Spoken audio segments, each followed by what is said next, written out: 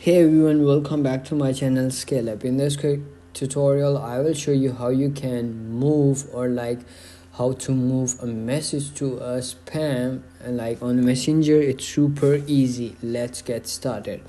Open up your Messenger app and then find that message that you want to add in spam. So you have to do is on iPhone you can simply swipe it to the left, or in Android you can simply tap on it or hold on the message, and then you will see a menu over here. But in iPhone you will see more option. Click on that, and then you will see over here the fourth option. Click on that, and then it's gonna be added in spam, and then it's gonna be removed from here, and that's it.